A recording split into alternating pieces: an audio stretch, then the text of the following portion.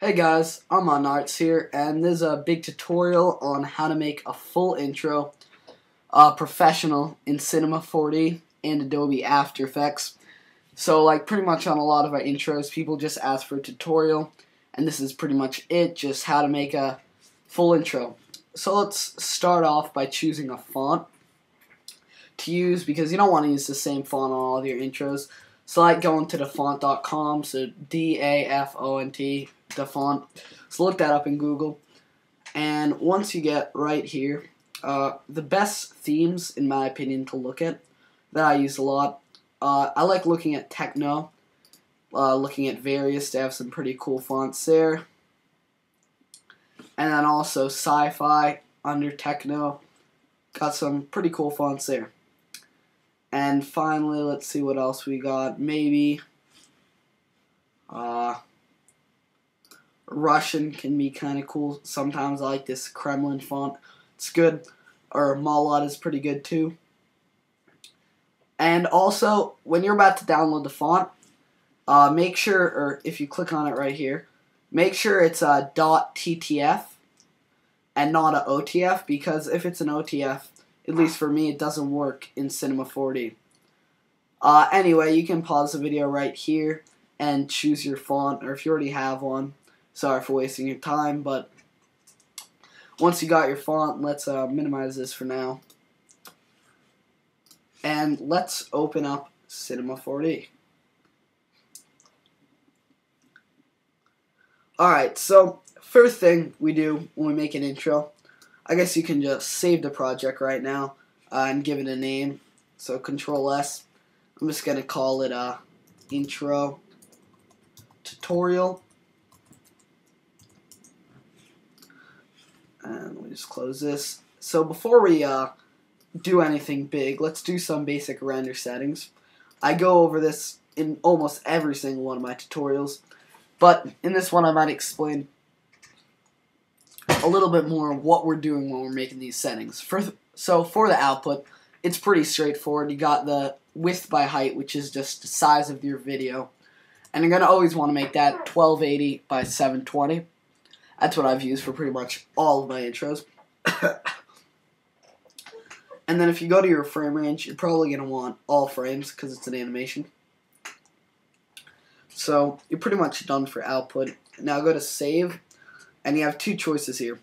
Just a regular video, you can just save it as a QuickTime, or my personal favorite, I like saving it as a PNG and then clicking off alpha channel. And what this does, it's pretty much a series of images that don't have backgrounds, or just an animation without a background, so you can put it in Adobe. And I find that you can pretty much make every background that you can make in Cinema 4D, you can make it in Adobe. So why use a Cinema 4D background when you have so many more options in Adobe After Effects? But if you don't have Adobe After Effects, I definitely choose QuickTime. And then click these little three dots, and that's where you're going to save it. And let's just call it intro tutorial. And let's save that in C40. Oops, C40. And I forgot to mention, guys, just to let you know, this is going to be a two-part tutorial. This first part is Cinema 4D, and the next part is going to be Adobe After Effects. And please like the video right now, because it's kind of a lot of work to make these tutorials. Alright, so back to the render settings. Anti-aliasing, you can keep that the way it is. And if you want it to take longer to render but really good quality reflections, you can click Best, put the threshold down to 7 and the min level to 2x2. But I'm not going to do that, but you can if you want some really good quality renders. Now for options, put this ray depth right here at 6, reflection depth 2, and shadow depth 6, and that gives you a quicker render. And go to effect, and pretty much the three effects I always use when I'm making an intro are ambient occlusion, global illumination, and object motion blur. And let's start off with ambient occlusion, so just click effect, ambient occlusion. And right here you got these two things. You got the minimum ray length and the maximum ray length. Pretty much what these are how long the shadows are going to be. I like to go anywhere from like 100 to 150, but you can just keep it at 100, doesn't really matter. The dispersion and accuracy, that just pretty much is like how good the quality of the render is going to be. But the higher it is, the better quality and the longer it's going to take to render. And quality and render time usually go kind of hand in hand. The better quality, the longer it's going to take to render. And then the maximum samples, that's the same kind of thing. Minimum and maximum samples, how long it's going to take to render, and how good the quality is. So the lower, if you have a lower number for the maximum, it's going to be lower quality and a quicker render, and higher, it's going to be higher quality and a longer render time. But I find these little details don't really matter that much. In the long term, it's all about how good your animation is, how creative it is, what font you use, what materials you use, and these little details and render settings aren't that important. But if you get them all wrong, then people will start to notice. So that's why I'm explaining it to you. For contrast, that's just how dark the shadows are. So anyway, anywhere from 0 to 30 is good. Let's just do 15 right in the middle. So let's go on to the next effect, global illumination. This just, it pretty much what it is instead of using lights to light up the scene, it uses luminance that you have on materials, and it kind of bounces around different objects to get a really realistic looking lighting.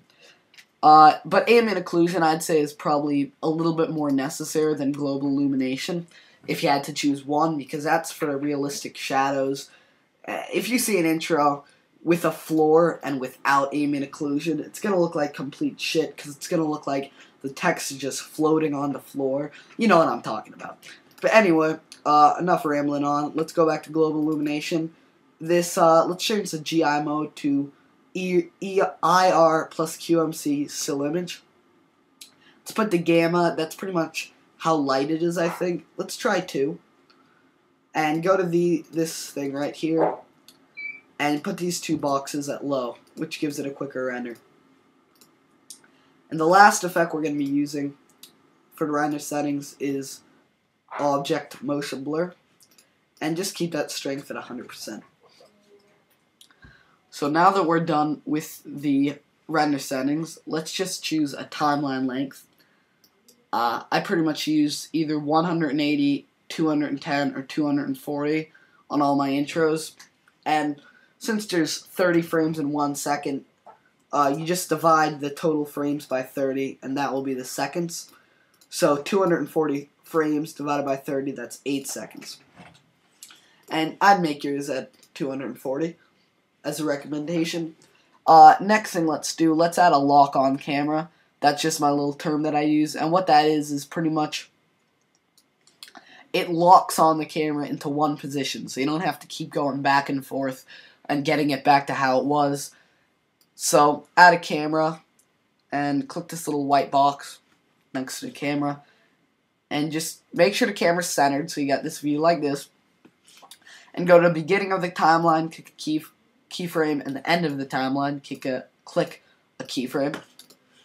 And now once you do that, unclick the camera so you're just not really selecting on anything. If you just rotate out like that and zoom out so you're not looking in the right place, all you have to do is click on the timeline, and it automatically locks you back on to that position, which is pretty handy. So next thing we're going to do, we're going to add the text. So you're going to click MoGraph and text object, and you're going to align it into the middle so it's centered, obviously. And for your text, I choose something, if you're not doing a logo, choose something that's probably around like 6 to 10 letters, looks the best. So I got that, type ImodernArts. And for a font, I have a folder for my favorite fonts that I downloaded off thefont.com. So you can use your font that you downloaded or a font you already have that you like. I'm just going to look through some of these, try to find one that looks nice, because sometimes you can't go back and change the font, so you want to get it to a font you really like. And I'm just looking through. Let's try this Snub Fighter font. And let's make the height a little bit less, that's just the size of the font. So yeah, that font looks pretty sick. If you guys are wondering what it is, it's Snub Fighter. and I got it off defont.com. So now you can rotate around, get an idea of where you are, and remember, if you click on the timeline, it will always snap you back. It's a good thing to know. So you can experiment with the depth. I'd say the depth at 20 is pretty good right now, but it depends the size of your text. But I like something that looks kind of like that. And then go to your cap. Once you get a depth that you like, it's not anything too thin like that or anything too thick like that. I do something right in the middle around there. And now let's go to your caps. And I like to add a fillet cap and a fillet cap. So start fillet cap and end fillet cap. And it just gives that nice kind of edge on the text, you know. So let's make the radius maybe a little bit less. That's just pretty much how big that edge is. Maybe something down to 1. So we got that, and let's click on the timeline. Maybe make that a little bit bigger. And if you don't want such a sharp edge, you can drag the steps up to maybe something like 10 or 15, and that gives it a rounded edge. But I'm just going to keep it the hard edge for now.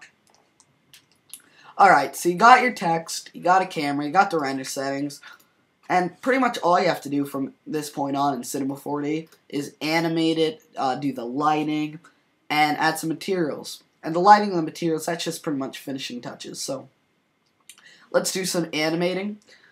In the past, I always used to keyframe each letter one at a time, but I find it's much easier to use effectors. So you're going to go to MoGraph, and let's try, I'll show you how to use 2 different effectors. Let's start off with the random effector. So you're just going to unclick position for now.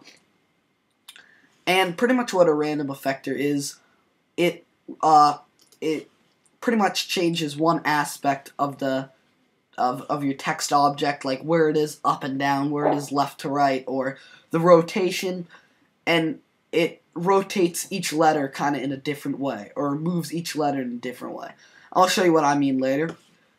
So you have this timeline. You're going to want to choose an ending keyframe when the animation's all going to be done.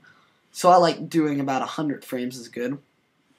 So let's go to that random effector, and let's check off the position, check off the rotation. And let's set all these values to 0, because what we're telling Cinema 4D is that at 100 frames in the timeline or in the animation, you want all these settings to be back to normal. So the way you're going to keyframe this, you're just going to control-click each of these dots so they turn red, and then you have a keyframe that's set down. Sorry about that. And now let's go to frame 0 in our timeline. And this is kind of the fun part, where you get your intro to look creative and unique. You can play around with all these values. So let's start with the position values. The position X, that's left to right, I like to keep that at 0, because I don't want the letters overlapping, because it looks kind of shitty. Let's try position Y, though. That looks kind of cool, how they're kind of moved up and down, but this is all opinion.